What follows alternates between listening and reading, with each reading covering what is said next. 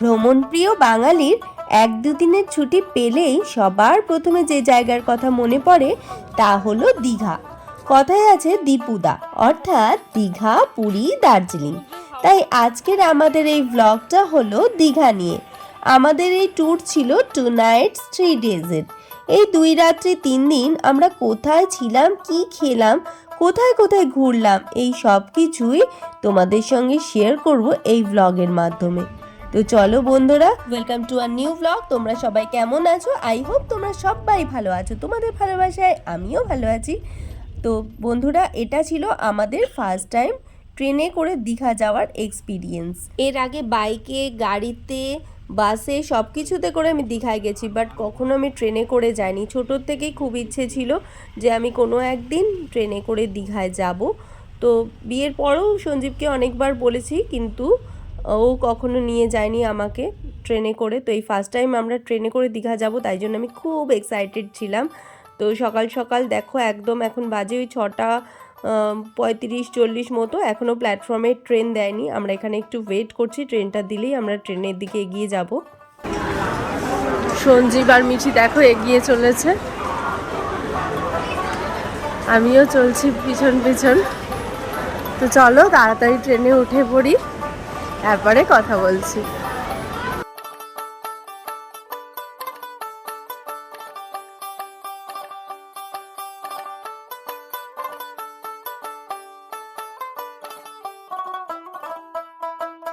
টুকটাক খাওয়া দাওয়া, গান, গল্প করতে করতে আমরা পৌঁছে গেলাম দীঘায়। হাওড়া থেকে তাম্রলিপ্ত এক্সপ্রেস সকাল 6:55 দীঘার উদ্দেশ্যে রওনা দিয়েছিল, আর আমরা পৌঁছে গেছি দীঘা স্টেশনে। আমাদের ফার্স্ট টাইম ট্রেনে করে দীঘা আসার এক্সপিরিয়েন্সটা খুবই ভালো ছিল। কিভাবে যে সময়টা কেটে গেল বুঝতেই পারলাম না। এখন বাজে সকাল 10:12, তার মানে 6:55 থেকে 10:12, খুব বেশি সময় আমাদের লাগেনি, ওই 3 ঘন্টা 10-15 মিনিট মতন, তাই না? দীঘা স্টেশনে নেমেই প্রথমেই মা চলে গিয়েছিল ওয়াশরুমে। ওয়াশরুমটা বেশ পরিষ্কার পরিচ্ছন্ন ছিল। এখানে পানীয় জলেরও ব্যবস্থা আছে, অ্যাকোয়াগার্ড লাগানো আছে দেখলাম স্টেশনে। স্টেশনটা অনেক বড়, খোলামেলা। আর প্রথমবার আসলাম, সেই জন্য একটু দাঁড়িয়ে দেখছিলাম, বেশ ভালো লাগছিল। মিঠিও খেলাধুলো করছিল, তবে একটু টেনশনে ছিলাম কারণ আমাদের আগে থেকে কোনো হোটেল রুম বুক করা ছিল না। তবে স্টেশনের বাইরেই ছিল, প্রচুর টোটো দাঁড়িয়ে ছিল, সেখান থেকে একটা টোটো বুক করে আমরা এই হোটেল রিয়াদ ইনে চলে আসলাম। আমাদের টোটো ড্রাইভার যে ভাই ছিল, সেই এই হোটেলটা আমাদের সাজেস্ট করে, তার কথা মতনই আমরা এই হোটেলে এসেছিলাম। তবে রুমটা বেশ স্পেশিয়াস ছিল, আর এখানে লিফট অ্যাভেলেবেল ছিল, ওয়াইফাই অ্যাভেলেবেল ছিল। এদের যে গ্রাউন্ড ফ্লোরে, ওখানে রেস্টুরেন্টের ব্যবস্থা ছিল, রুম সার্ভিস অ্যাভেলেবেল ছিল। তো এখানকার স্টাফেরাও খুব ফ্রেন্ডলি ছিল, আমাদের এখানে কোনো প্রবলেম হয়নি। আর এখানে সামনেই টোটো স্ট্যান্ড ছিল, আর দীঘা বিচ, যেটা নিউ দীঘা বিচ, সেটা একেবারে ওয়াকিং ডিস্টেন্স ছিল, 2 মিনিটস কি তারও কম। রুমে ঢোকার সাথে সাথে এখানকার স্টাফেরা রুমের যে বেডের চাদরটা পাতা ছিল সেটা চেঞ্জ করে দিলেন। তারপরে আমরা কফি, ডিম টোস্ট এইরকম কিছু খাবার দাবার অর্ডার করেছিলাম। হালকা পাতলা কিছু খেয়ে নিয়ে আমরা সবাই স্নান করে ফ্রেশ হয়ে নিয়ে 2-1 ঘন্টা মতন রুমেই কাটিয়েছিলাম। তারপরে একটু রেডি টেডি হয়ে সাজুগুজু করে আমরা বেরিয়ে পড়েছিলাম। এই পাশে একটা বড় ওয়ার্ড্রপও ছিল, যার জন্য আমাদের ট্রলিগুলো রাখতে কোনো অসুবিধে হয়নি।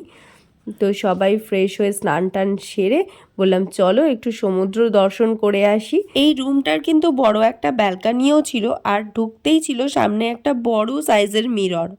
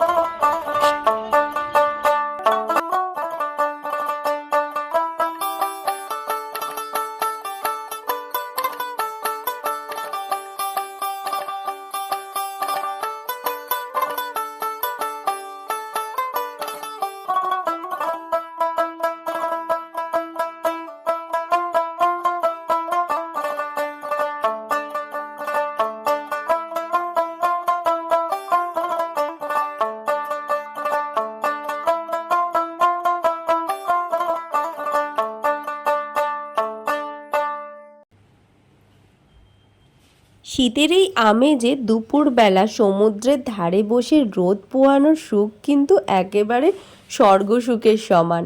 তো যাই হোক, সমুদ্রের ধারে রোদ্দুর পোহাতে পোহাতে বেশ খিদে পেয়ে গেছিল, আর এখানে ছিল প্রচুর খাবারের দোকান।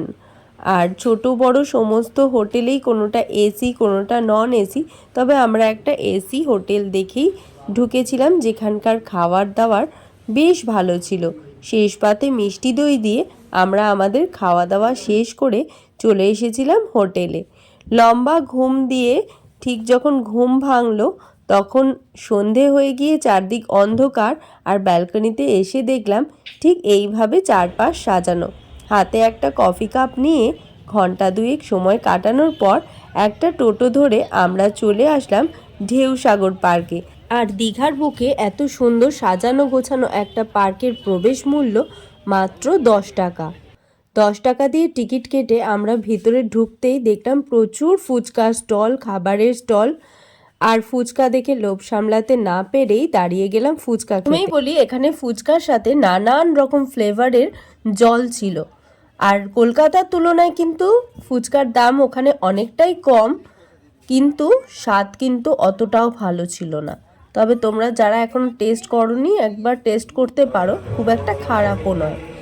আর চারদিক ছিল এইভাবে লাইট দিয়ে সাজানো, আর জোরে করে গান বাজছিল। আমরা তো খুবই এনজয় করছিলাম। এর আগে দীঘায় এসেছি অনেকবার, বাট ঢেউসাগর এই পার্কটাতে আমাদের আগে কখনো আসা হয়ে ওঠেনি। আমরা এই প্রথমবারই এসেছি। খুব ভালো লাগছিল, খুব এনজয় করছিলাম। আর তোমরা যারা ঢেউসাগর পার্কে এখনো যাওনি, যাবে ভাবছো, তারা কিন্তু এই সেলফি জোনটায় দাঁড়িয়ে সেলফি তুলতে ভুলো না। ঢেউসাগর পার্কে অনেকক্ষণ সময় কাটানোর পর পার্কের বাইরে থেকে একটা টোটো ধরে আমরা চলে এসেছি এখন ওল্ড দীঘা বিচে। মাত্র 100 টাকাই ভাড়া নিল টোটোতে। আর এখানে এসেই ফার্স্টেই চোখে পড়লো এই সুন্দর কাজু সফটি, যেগুলোকে আমরা বলি। তো এইভাবে জেলি দিয়ে সাজিয়ে দিচ্ছিল, ম্যাঙ্গো জেলি দিয়ে।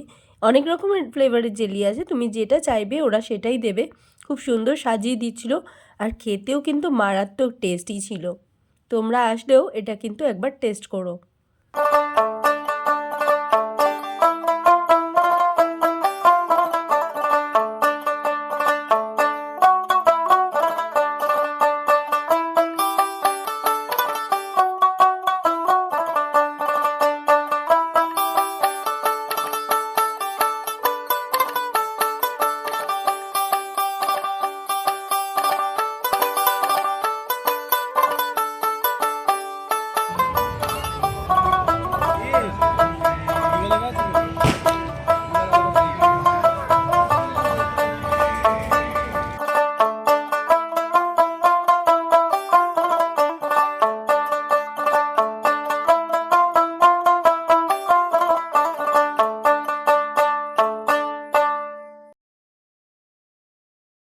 বেশ কিছুটা সময় ওল্ড দীঘার রাতে সৌন্দর্য উপভোগ করতে করতে হঠাৎই চোখে পড়লো এই মাছ ভাজার স্টলগুলো।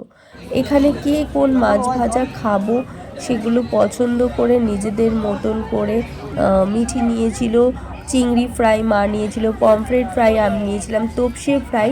তো পছন্দের মাছ ভাজাগুলো খেতে খেতে অনেকক্ষণ গল্প করলাম, আর বিচে বসে অনেকটাই সময় কাটিয়ে দিলাম। তারপরে অনেকটা রাত হয়ে গেছে, আমাদের হোটেলে ঢোকার কথা ছিল 10:30, ওরা টাইম দিয়েছিল, কিন্তু আমাদের এখান থেকে বেরোতে বেরোতেই 10:30 বেজে গিয়েছিল। আর একটা কথা বলে রাখি, আমরা যখন ঢেউসাগর থেকে টোটোতে উঠেছিলাম, উঠে আমরা ওল্ড দীঘা বিচে নামলাম, তখন আমাদের ভাড়া নিয়েছিল 100 টাকা। আর যখন আমরা ফিরে যাচ্ছি, যেহেতু হোটেলে নামবো, ওটাও নিউ দীঘাতেই বিচের কাছেই, তখন আমাদের ওটা কাছে হলেও ভাড়া নিয়েছিল 200 টাকা। যেহেতু অনেকটা রাত হয়ে গিয়েছিল, সেই জন্য ওরা রাত হয়ে গেলে কিন্তু ভাড়াটা অনেকটাই বাড়িয়ে দেয়। তো আরও বেশি চাইছিল, আমরা ওটা দরদাম করে মানে কমিয়ে 200 টাকা করেছিলাম। আর রাত্রেবেলা বেশ ঠান্ডা লাগছিল, কিন্তু চারপাশ এত সুন্দর করে সাজানো ছিল যার জন্য আমাদের কিন্তু খুবই ভালো লাগছিল। আর এই যে আমরা এখন হোটেলে সামনে চলে এসেছি, আমাদের হোটেল রিয়াদ ইন রাত্রেবেলা ঠিক এইভাবে সাজানো ছিল, যেটা খুবই সুন্দর ছিল। বাইরে থেকে আমরা ডিনার করেই ফিরেছিলাম, ভীষণই টায়ার্ড ছিলাম, খুব ঘুম পেয়ে গিয়েছিল। তো এই জায়গাটা দাঁড়িয়েছিলাম অনেকক্ষণ, বেশ সুন্দর লাগছিল দেখতে। বন্ধুরা একসাথে পুরো ব্লগটা দিলাম না, পরের দিন যা যা করেছিলাম সেগুলো সব পরের ব্লগে দেব। তো নতুন বন্ধুরা যারা এখন পর্যন্ত আমার সাথেই ছিলে তারা চ্যানেলটাকে সাবস্ক্রাইব করে দিও, আর সবাই ভিডিওটাকে একটা লাইক করে দিও আর কমেন্ট করে জানিও কিন্তু ভিডিওটা কেমন লাগলো। আজকে এতটুকুই থাক, দেখা হচ্ছে আবার নেক্সট ব্লগে। এখনকার মতন বাই বাই।